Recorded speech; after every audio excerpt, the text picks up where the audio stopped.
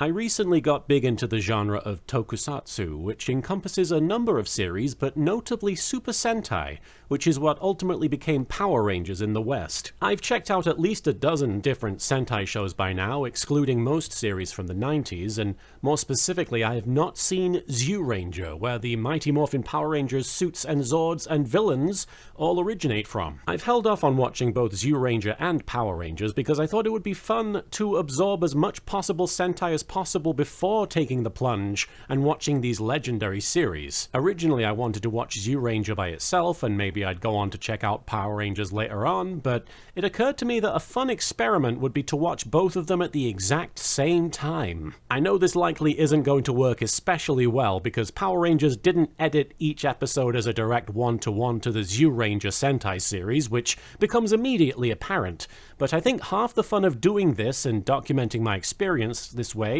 will be that it doesn't match, and I'll be able to see some Zyuranger footage in Power Rangers that I've not seen yet in the actual show that it's from. Also from various other Sentai series from even before Zyuranger, I imagine. But it'll be funny, because I'll be surprised and confused by it. So I'll start with episode 1 of Zyuranger, since it was made first, and then after each episode of Zyuranger, I'll follow it up with an episode of Power Rangers. Again, haven't seen either show before, and I want to stress that the purpose of recording my reactions isn't to criticize or to make fun of, or even to make jokes out of it. I'm mostly just wanting to enjoy these shows and share my enjoyment of them. Hopefully that will be entertaining, but more than anything, I hope to encourage you guys to check out one or the other. Or both. Like me, the weirdo. Episode 1 of Zyuranger starts with a shot of a T-Rex face roaring, and we're already off to a good start because it puts me in mind of the T-Rex from Jurassic Park for the Sega Mega Drive going... And what's more, we see all the dinosaurs from the gentle Triceratops to the sassy saber-toothed tiger, and the footage of the dinosaurs is all practical with even some stop-motion effects going on. They look charming as heck as a result, like what if Wallace and Gromit could devour a goat in seconds? I'd like to see them try. I think Gromit could pull it off. We then get a very upbeat opening title sequence that shows off all the Rangers and their cool vehicles, including a gratuitous shot of the Yellow Ranger's butt as he climbs a pole, and it's all pretty typical Sentai OP stuff with shots of them in action and posing and then footage of their base of operations. Mostly what's exciting to me here is that I've seen these suits outside of their original context so much, so seeing them presented like this in the intro with the dinosaur motif, it feels both oddly nostalgic and also fresh and exciting. Also, at least based on the intro, these guys are not teenagers with attitude. For one thing, only 2 of them even qualify as teens, and they seem quite respectful. No attitude to be found here whatsoever.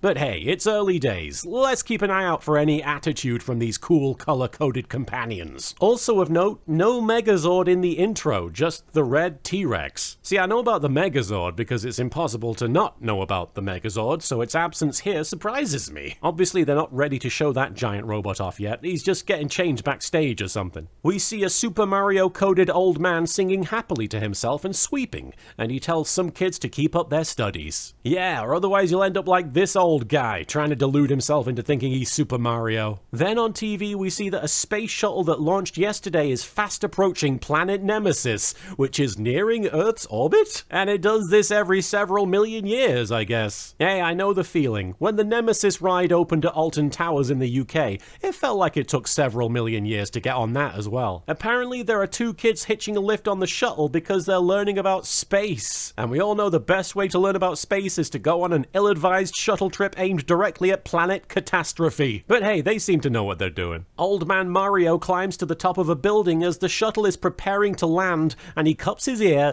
and there's an amazing in-camera effect where his ear grows massive so he can listen to their radio transmissions. This makes sense because I would frequently yank Mario's ear to disproportionate size on the Mario 64 title screen. Also, fucking hell, that's a big ear. Mr. Spock would look at that ear and be like, that ear is far too big. Matter-of-factly because he's a Vulcan, you see. On planet Nemesis, the adult astronauts experience what it was like to play No Man's Sky when it came out because they're complaining about the lack of content. On the shuttle, one of the kids is immediately complaining that they're not getting a turn to explore the planet. Ironically, Neil Armstrong also spent the whole flight to the moon saying, "Are we there yet?" and getting chided by Buzz Aldrin. The astronauts then stumble upon the planet's bedazzled metal belly button or something. I don't know what it is, some kind of tube-like structure. The astronauts' instincts are to open the alien container, and back on Earth, Old Man Mario almost Mamma Mia's his pants as he cries out to them not to do it. They can't hear him though, as they're about 1 billion miles away, and also if they could hear him, they'd ignore him because he's old. The astronauts get the thing open, and an explosion of early 90s special effects reveals 4 monsters who are inside, which leads the astronauts to Mamma Mia their pants and run like babies. They studied space exploration under the Prometheus training program. Run away from the thing that you've discovered immediately. We've got the blue orc-like book back, Towpat, who appears to be covering their boobs in shame, Pleprechaun, whose facial articulations are both very cool and also very upsetting, and then Griforza, who is Goldar. But those are just the appetizers, preparing you for the main villainous course, the evil witch Bandora, who emerges from the container and stretches, saying she slept well. She asks how long she was asleep, which is very funny because anyone who knows anything about Power Rangers could tell you it was 10,000 years. But then Towpat explains that it's been fucking 170 million years, 4 hours, 3 minutes, and 20 seconds. Man, I thought switching it from 3,000 years to 5,000 years in the Yu-Gi-Oh! Dub was a big change. Bandora is pissed at the seal for keeping her asleep so long, so she blows it up with her magic. That's the witch equivalent of that bit in Groundhog Day where Bill Murray goes ham on his alarm clock. The 2 astronauts are still around, and Bandora makes an example of them, using super-powered breath to blow them into space. Fortunately, while they're up there, they bump into Sandra Bullock and everything turns out okay for them. Bandora spots Earth in the sky and declares she will have her revenge. And then back in Japan, we see an entire freaking skyscraper shift and start to move. We see crowds of people running from the buildings in terror. Yeah, moving house is always very stressful. It really should be emphasized that the action in these sequences is super creative and makes excellent use of models as the skyscraper drags itself across the city and causes untold devastation. Everything has real weight to it, and even when there's an obviously cheap effect, it still looks impressive how creatively they've worked to make it seem believable. None of it looks real, but it looks unreal in a good way. In a fun way. The buildings come together in the center of the city and one skyscraper rockets into the air, taking its name far too literally. And when it slowly drops back down, it has been transformed into a funky castle with a big old light-up ball on top and a neon sign declaring it to be the Bandora Palace. A news helicopter circling the scene points it out, and one of the reporters says it reminds them of Gaidu's Sagrada Familia in Barcelona. We get it, Joe. You enjoyed your vacation to Spain last month. You don't have to keep bringing it up. Then we see Bandora flying on a penny-farthing bicycle alongside Griforza, and suddenly it's very clear that the show is paying homage to the Wizard of Oz. A witch riding on a bicycle, this blue guy, a flying monkey, a wizard kinda Super Mario dude. Also, if you play Pink Floyd albums while watching the show, it enhances the experience tenfold. Pink Floyd, the original name of the Pink Ranger, obviously. Bandora reveals herself to humanity and declares herself the most powerful witch of all time, which if you've only ever known of one witch, isn't as impressive as it sounds. She mocks humanity for believing in love and says everyone should be dying instead. She makes a good point. After all, we do apparently send defenseless children into space with astronauts who like opening obviously dangerous containers on planets certain death. Bandora blows up several buildings, which is mildly concerning to the geriatric Mario. Bandora spots him and acknowledges it's been a long time, calling him the White Wizard Barza. Amazingly, Barza does a slow, shuffly spin around because he's old and transforms into his true wizardly form. Bandora mocks him, again, and claims she defeated him before and took his magic, and she remarks cruelly that she's holding the 2 innocent children hostage, having shrunk the shuttle down and brought it to her Bandora Palace. The kids are petrified as they realize the villains plan to hang a metal ball from some rope and let the sun slowly burn through it via magnifying glass. This is very upsetting for the kids, mainly because it's going to take ages and they've read every single flight safety manual on the shuttle 20 times over at this point. Old Super Barza Brothers rushes to an elevator where he enters a code which causes it to plummet deep beneath the earth, an effect they pull off pretty well by just slowly angling the camera. Does this work on every elevator or is it just this one? You think Barza is ever just trying to get to menswear and he accidentally dives into the molten core of the planet? Deep beneath the surface we see an ancient city of some sort, like Atlantis, but not ruined by man's hubris or whatever. Barza calls out to the great guardian dinosaurs to awaken the 5 warriors. And yeah, this is exactly halfway through the episode. episode, so it is about time they woke up. Barza busies himself unlocking 5 doors one at a time with different coloured keys, starting with black. Behind the doors appears to be some sort of purple room where a bit of metal is floating around. I can't judge, I would probably have a purple room with a bit of metal in it too if I could afford the renovations. It turns out the metal is actually some sort of Phantom Zone-esque doorway to subspace where the warriors are each sleeping, and upon being woken they manifest physically. Their first instinct, naturally, is to do an immediate roll call. We've got Goshi, the Black Ranger, Boy, the Yellow Ranger, May, the Pink Ranger, and Dan, the Blue Ranger. There's one last key and it's bright red, but when Barza tries using it, it breaks. That's okay, I highly doubt we needed a Red Ranger anyway. Oh, we do need one. Barza, go grab your Mario outfit. That's red. I'm sure it'll do in a pinch. Hope you like leaping in the air with explosions going off behind you, old man. The others try straight up knocking the door down, but Barza checks his hourglass and sees that according to the sand, those kids are gonna die soon. So he tells these guys who just woke up they have to go save them. When I was a kid and media would use hourglasses to indicate someone had limited time before a bad thing was gonna happen, I always wondered why they didn't just turn the hourglass upside down and give themselves more time. Profound stuff.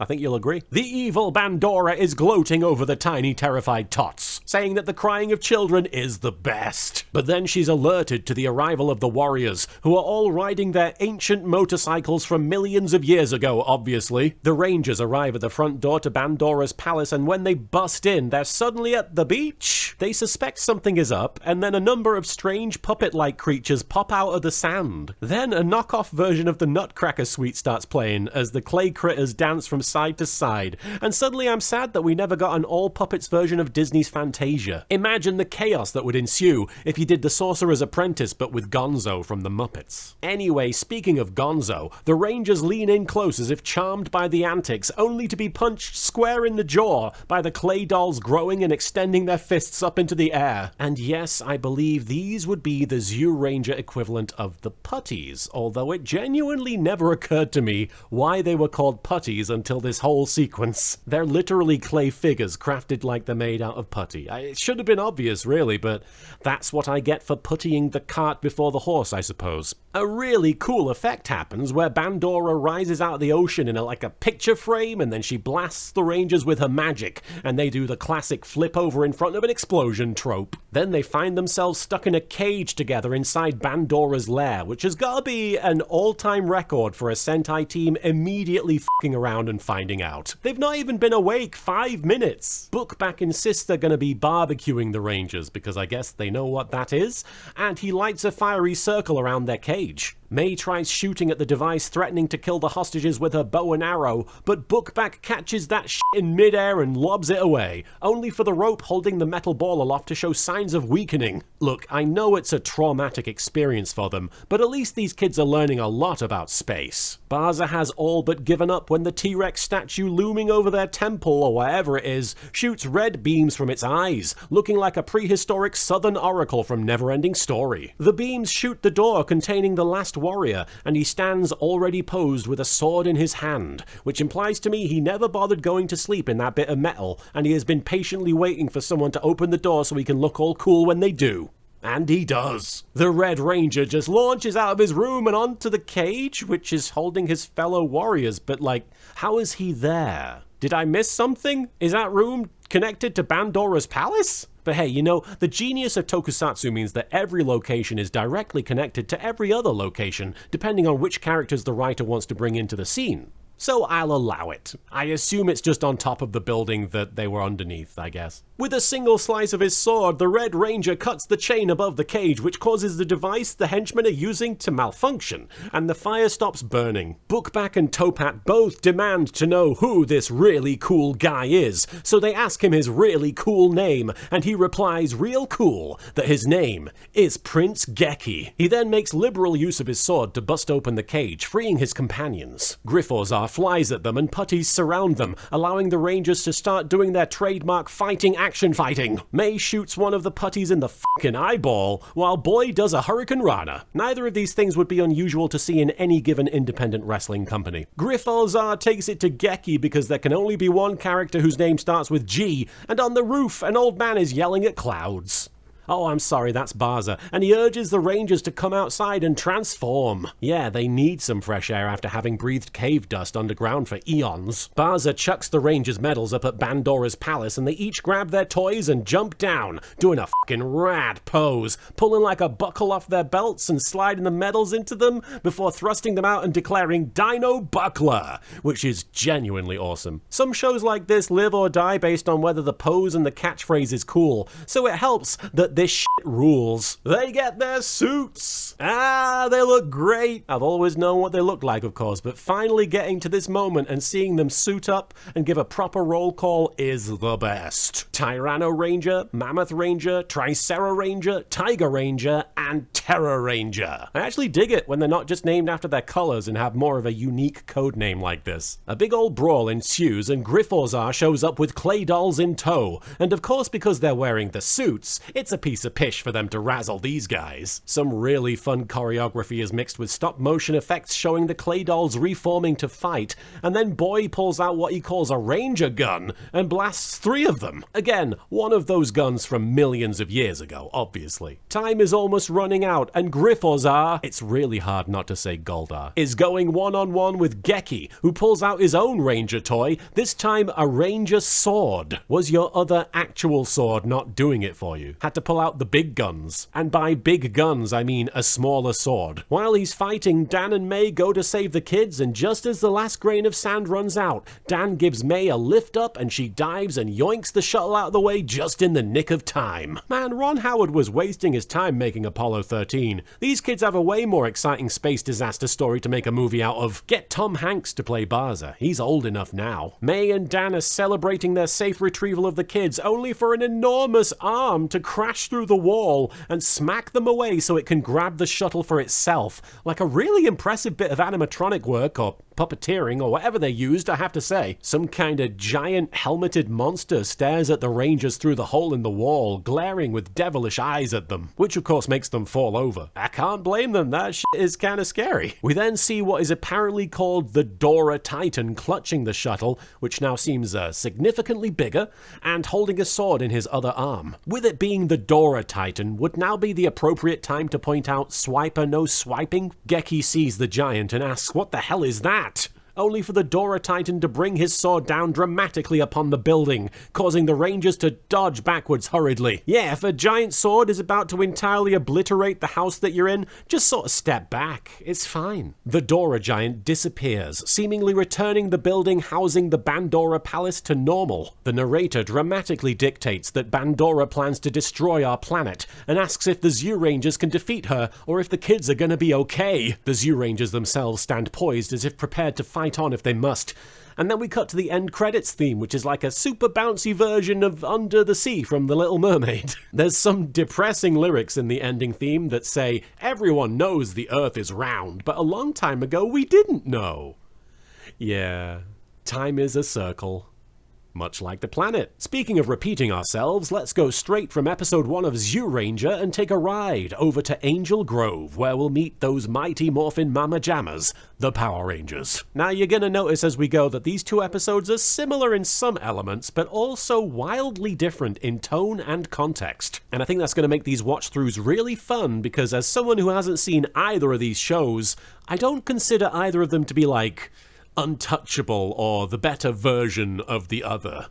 I'm just here to watch 2 fun shows, and that is the commonality here. Both of these shows are gonna be so much fun. Episode 1 of Mighty Morphin Power Rangers starts with the fucking best intro song ever made, so I guess just this one time I'll concede that Power Rangers is better. Zyuranger's theme song is fun and all, but we're talking about the theme from Power Rangers. It doesn't get much better. I've been jamming out to that song my whole life, and I didn't even watch the dang show. It's that good. Already we get to see a bunch of footage from the episode we just watched, with Rita Repulsa obviously famously shrieking that after 10,000 years, she's free. She kinda got off easy compared to Bandora, huh? We also get brief glimpses of the rest of the cast, with Zordon commanding Alpha 5 to summon teenagers with attitude. Just Lots of iconic shit right off the bat, simply because this intro is a classic. And the Megazord is front and center. No point hiding it when you know it's one of the things that'll immediately grab a kid's attention. All of the team members get their names credited with a split screen showing their suit actors in action. Honestly, a lot of strong choices to convey the basic premise,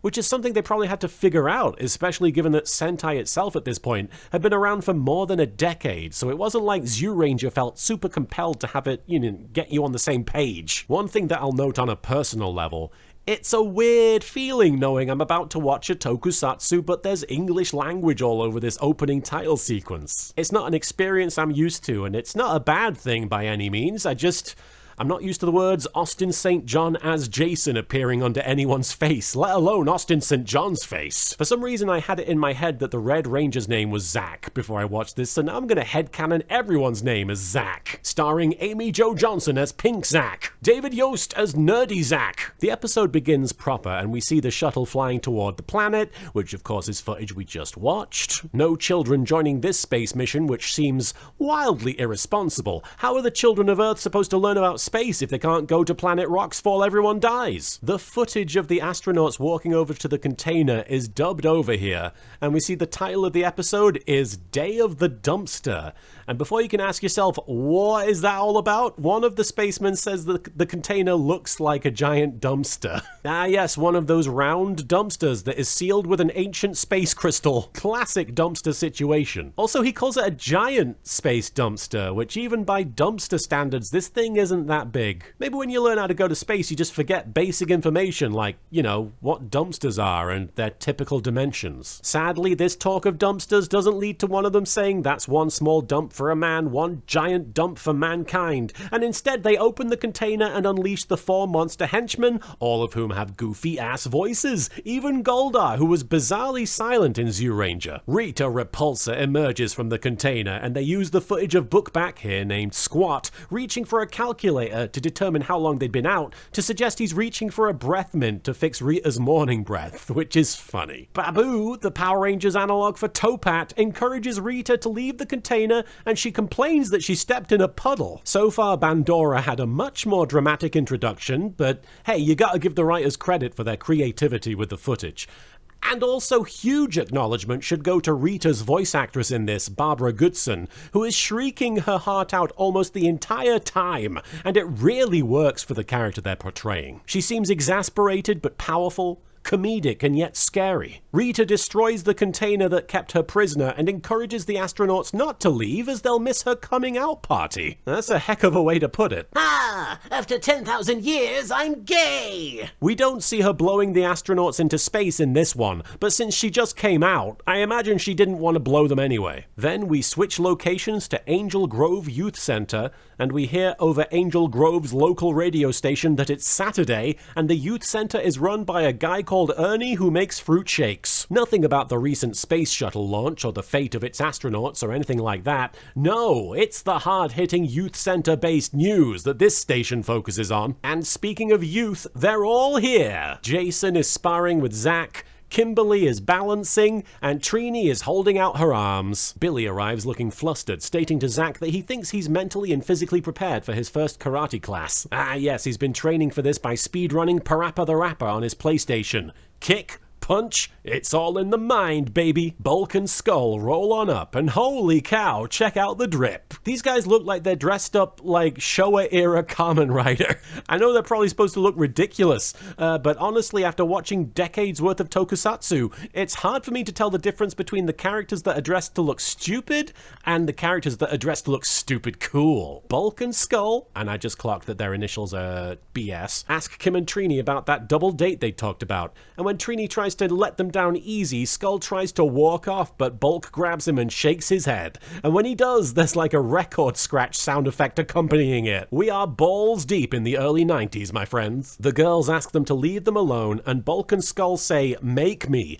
only for Zack to walk over and back up Kimberly and Trini, but they insist that they can handle this. Bulk and Skull then decide to charge at the two girls in the middle of this family-friendly youth center, only to be easily dispatched by tossing them onto nearby safety mats. If this were a Showa-era series, those guys might be dead. So yeah, amazingly, within the first few minutes of the episode, we've been introduced to all of the Rangers, and with a few cliches here and there, they've established what their vibe is and how they behave. This isn't a criticism, but it should be noted that Zyuranger did this entirely differently. We had to wait half the episode to even see the Rangers, and even then we didn't see all of them. Sentai in general tends to have all of the team members separate at first and then come together as a unit and figure out their dynamic, but here it's just like they're all in a room and they know each other, sorted. It's not bad, it's pretty appropriate considering kids everywhere don't know what to expect from this, so having them all know each other and giving them an intro separate from all the other over-the-top world-ending shenanigans is helpful. And they even threw in Bulk and Skull for good measure. Literally threw them. Kim tells them they should definitely join Jason's karate class. Nice of her to give them advice on how to better assault women. Meanwhile, on the moon? What? Oh, I guess Bandora's palace, or rather Rita's palace, is on the moon here. I guess that is gonna happen in Zyuranger at some point. Anyway, Rita commands Finster to make a bunch of putty patrollers, and Goldar promises to lead them down and make the Earth Ritas, who he calls Empress. Rita responds to this by going, which I can only assume means she's happy about it. Back at the youth center, the others are watching Jason teach karate very unenthusiastically. Like, really, his heart doesn't seem super into it. All his line deliveries are kinda like, sure man, whatever. But it's supposed to be Billy in this scene who is struggling to meet Jason's energy, so it's a little confusing. Jason stops practice to show Billy how it's done, but Billy concedes that he doesn't think he's any good. Jason explains that even he was a beginner once. Funny detail here is that Jason's actor is 17, and Billy's is 24. So him trying to pull the, hey man, everyone has to start somewhere, on a guy almost a generation older than him is kind of funny. Jason takes on a commanding tone as he addresses his students. All right, class, what is it that martial arts helps us to develop? Sorry, I meant to say, Jason sounds like a human dial tone as he addresses his students. Billy answers by saying courage, kindness, integrity, fitness, loyalty, and discipline. Look, just saying every single adjective that exists doesn't mean you got the answer right. Bulk and Shove scull their way through the students and demand to be taught how to karate someone. Jason mumbles that martial arts wasn't created to hurt anyone. Okay, I'll be sure to remind you of that when you inevitably pull out a toy sword and start wailing on guys with it. Jason offers to teach Bulk some advanced technique and he demonstrates a sidekick. Bulk follows suit and honestly doesn't do that bad. Then comes a tornado kick, which Bulk attempts but ends up falling flat on his face. If you're keeping track, that's 2 scenes that ended with Bulk and or Skull falling over. If it works, it works. And I'm sure they won't overdo it too much in future episodes. Later, Jason tells Billy, Billy, I'm telling you, for your first lesson, you did really well. It's genuinely hard to determine if he's being sarcastic or if he just isn't doing any acting. Billy has doubts, but Trini explains that it's all a state of mind and you don't need to be strong for martial arts. Yeah, man, plus soon you're gonna have a toy that you activate and it'll make you strong anyway. The aforementioned Ernie arrives with a plate of shakes and he asks who ordered the spinach juice, but we'll never find out as an earthquake immediately kicks in. Unless the earthquake ordered it, maybe? People rush out of the youth center, and for a second I think I see the Power Rangers, but no, that's just the garish colors people used to wear back then. Then on the set of Star Trek, we see Zordon's hideout somewhere in the desert, and inside, Alpha 5 is freaking the heck out. As a kid, the only character I latched onto from Power Rangers, the little of it that I had seen, was Alpha 5 because he's a robot and he has a fun voice. So I'm excited to get to meet him properly here. I guess he's not in Zyuranger though, so that makes me kinda sad. Zordon finally shows his face, and there's not really much else of him to show. And going back to what I said about Zyuranger paying homage to the Wizard of Oz, it's even clearer here when you realize Alpha 5 is the Tin Man, and Zordon is practically the literal embodiment of the Wizard of Oz from the movie. Zordon says Rita has escaped and is attacking the planet, so they've got to summon 5 overbearing and over-emotional humans. And Alpha 5 deduces he means teenagers. Man, they're gonna be so disappointed when they meet Jason and realize he has -1 emotions. The 5 teens are still in the youth center trying to steady themselves, and they happen to sort of wobble into perfect Sentai formation, so that when the multicolored beams extract them and teleport them to Zordon, it looks pretty fucking cool. The Rangers zoom zoom all the way to Zordon's house over purple footage of the desert. You know you're moving fast when everything goes purple. That's when you're traveling at grimace speed. The gang all land unceremoniously on the floor, and when they stand up, they see all the lights and the shiny, and they're like, whoa, cool, which is understandable. Billy is enthusiastic, and Jason is something. Some kind of emotion. Can't tell. This place is magnificent. I don't get it. How'd we end up here? Alpha 5 rushes in and falls down, and Billy helps him back up, calling him a fully sentient, multifunctional automaton. Are you suggesting one of his functions is falling over? Because it's literally the only thing you could have interpreted as a function at this point. We see from Alpha 5's point of view that his sight makes everything look like a Sega CD FMV cutscene, which is badass. I want to feel like I'm living in Night Trap. That way when girls actively avoid me, I can pretend it's just part of the game and I'm doing really well. Zordon appears and greets them, and they ask what the fuck he is. Respectfully, of course. Zordon explains he's an interdimensional being caught in a time warp. Until now, I've never actually known what Zordon's whole deal is, so it's nice to get answers. Having said that, these answers only lead to more questions, so we'll put a pin in that until the show feels like acknowledging any of it again. Kimberly says, "Excuse me, but will somebody come back to Earth and pick me up, because I am totally confused." Not nearly as confused as I am by your phrasing. Somebody has to come back to Earth to pick you up? Doesn't that mean you are the one that's on Earth? Surely the idea is that you're lost somewhere and you want to get brought back to normality. Or are you speaking literally? Either way, Zordon insists it's simple and the planet is under attack and he's brought them here to save it. Zack goes full 90s. And I have brought you here to save it. Oh, yeah, right. Fucking got him, Zack. Holy shit. Zordon insists if they look in the viewing globe, their doubts will be assuaged, and the gang watches footage of Rita, but it's all from the first episode of Zyuranger when Bandora was harassing Barza. Zordon explains to them that they're here to become an elite team.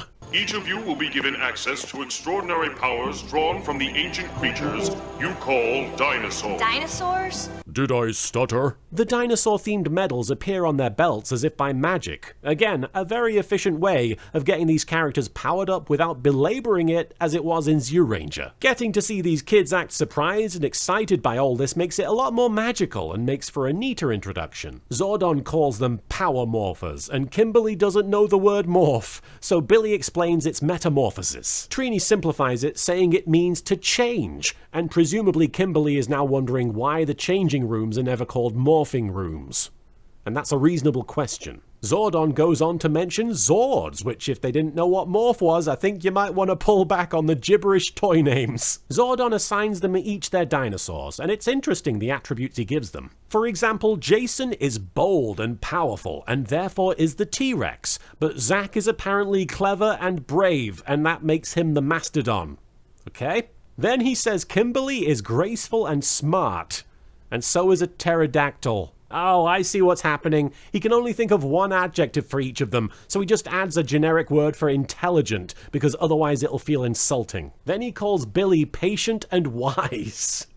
And it's like, Zordon, you didn't see him earlier. He gave up on the karate lesson almost immediately. And Trini is fearless and agile, which...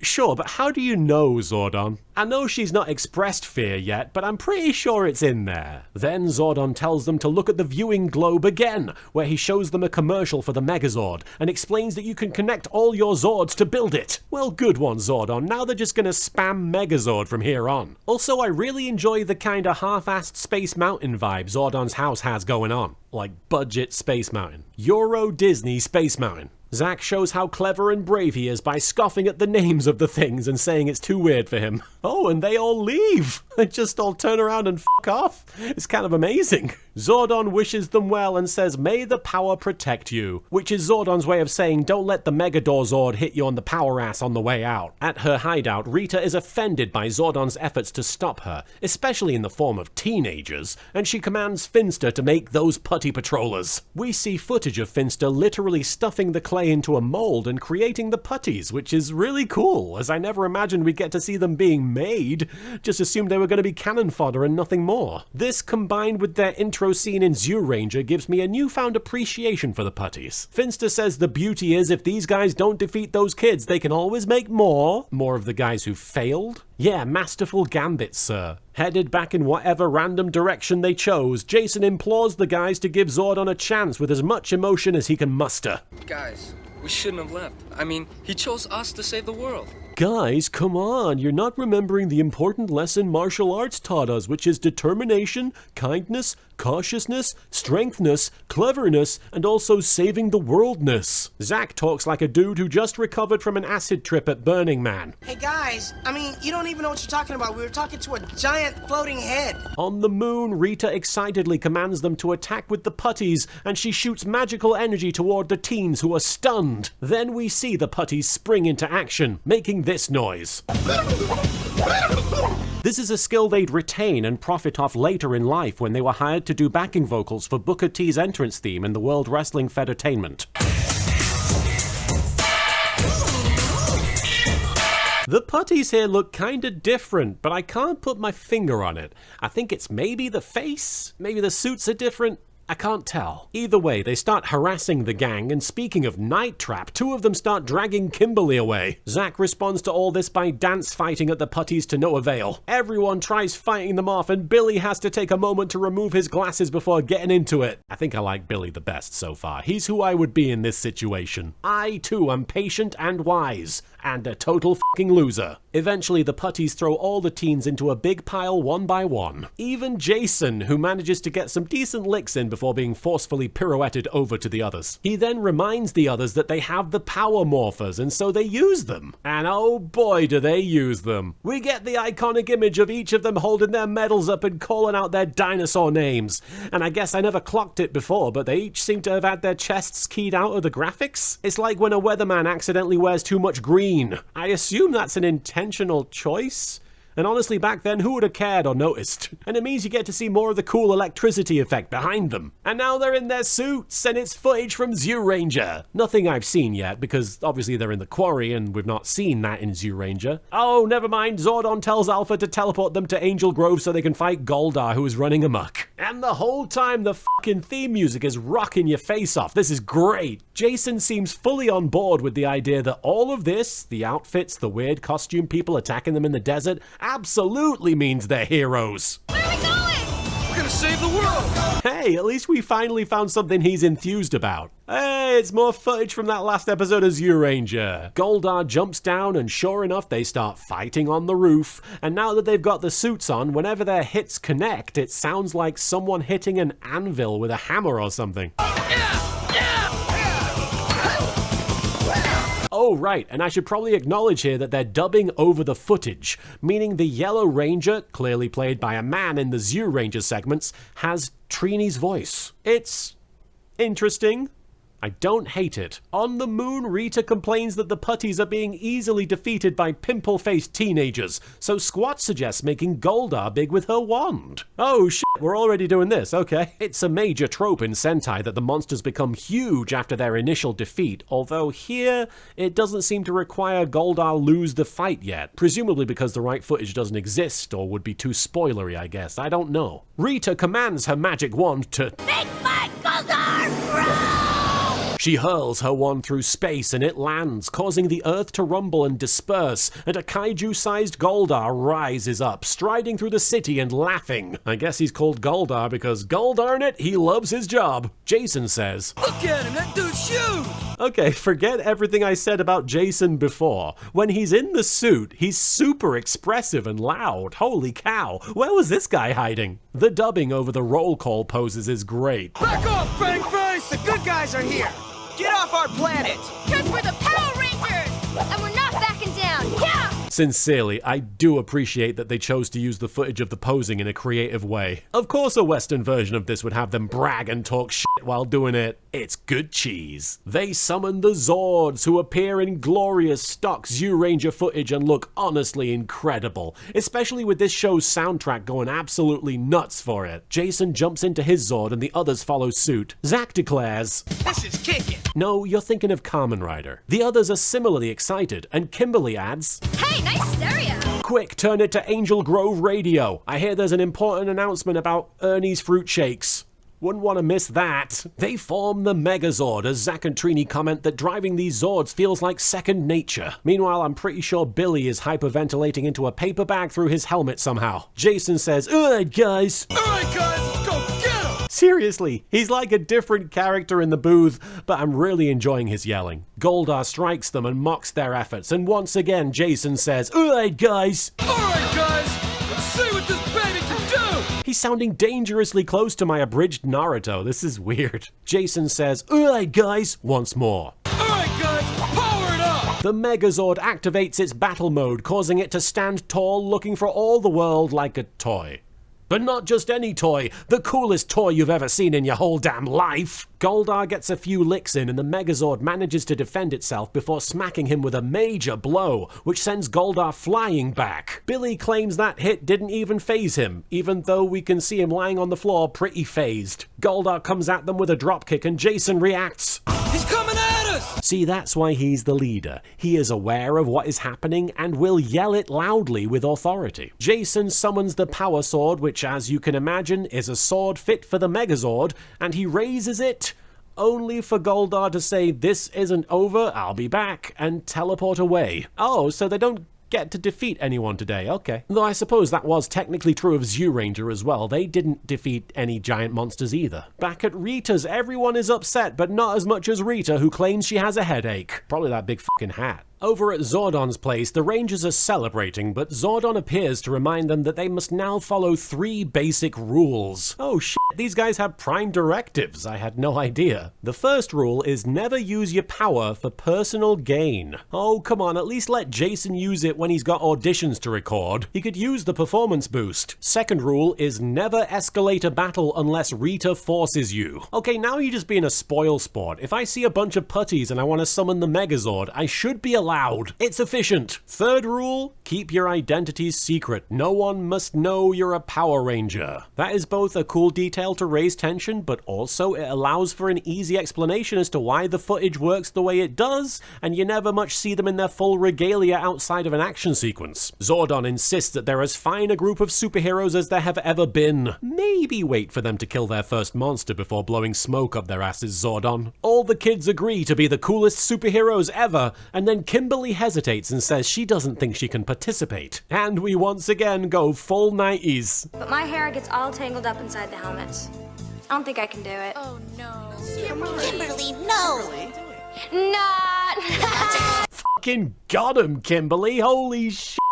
Jason sticks out his hand and they all place theirs on top of his, and they give a loud "Power Rangers" before the credits appear. And that's your lot for episodes 1 of both Zyuranger and Mighty Morphin Power Rangers. I really enjoyed that. I don't know about you guys. I'm sure a lot of you watching have already seen one or the other, but for me this was entirely new and I wasn't sure what to expect, but I'm hyped for more of both. Zyuranger has the unique attribute of being the first real fantasy-themed Sentai show. A lot of them tend to be more about modern-day heroes fighting monsters that exist in an urban environment, but this is ancient warriors going up against a witch. It's also the first series where they feature dinosaurs, which I imagine helped its popularity a great deal when adapting it for a Western audience, since kids everywhere were still buzzing over the Jurassic Park craze. I was admittedly more excited to check out Power Rangers, if only because I had no real idea what to expect. I've seen plenty of Japanese toku series, and at this point I can usually predict how things will play out, but as an adaptation, Power Rangers is playing it fast and loose, and while they're absolutely incorporating elements like the villains to a significant extent, the heroes are handled a whole lot differently. They kinda boil it down to all the basic bullet points while crafting the Sentai stuff entirely around what feels like a typical 90s lighthearted Saved by the Bell-esque sitcom. I'm of the opinion that adaptations, much like Yu-Gi-Oh! And other such dubs, are allowed to be loose with the details and even create entirely new narratives so long as they're true to the spirit of the source material. And it's easy to see the spirit of Sentai is here in droves. Even original characters like Zordon and Alpha 5 feel in keeping with the more theatrical, out-there vibe of tokusatsu, and the fact that they're so recognizable even amongst many similar iterations is a testament to their charm and simplicity. I wasn't entirely surprised to learn watching these first 2 episodes that the Power Rangers would skip ahead with the footage somewhat somewhat, just so they could establish more of the concept. So seeing Bandora's palace on the moon and the Megazord in action, while surprising, makes sense when you consider the premiere for Zyuranger was almost 12 minutes of astronauts and an old man getting upset. It's my hope going forward that these differences will become more apparent and maybe even more interesting, as I'm already very curious about how they had the Megazord fight Goldar right off the bat. In Zyuranger, he seems like a basic Sentai villain henchman, or hench ape.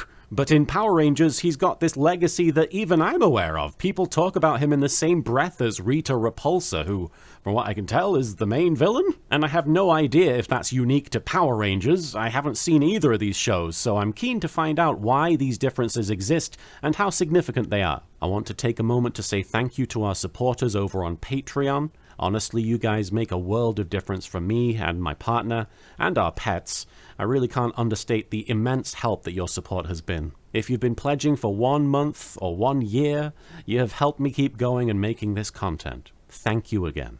Well, that's it for this first episode of Super Kuriboh time. I'd like to try and get one of these out a month, but we're going to play it by ear. I don't want it to get too in the way of making Yu-Gi-Oh! Abridged content and such, but I'm also very excited to keep watching the shows, so do stay tuned. I'll see you same morphin time, same morphin channel. Dino Buckler! Circuit overload. Ay. Oh, humor. What a concept.